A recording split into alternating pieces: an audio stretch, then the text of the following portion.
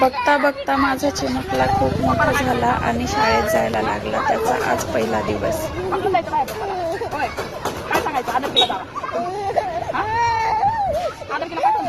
पाच बोट लावलेत ना पप्पानी मारलं ना माझ्या आपण पाठवून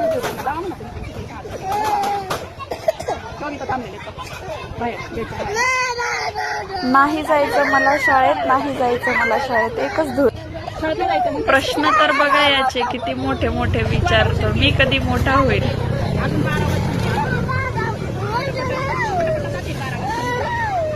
12 वर्ष कधी होतील आणि मी कधी मोठा होईल?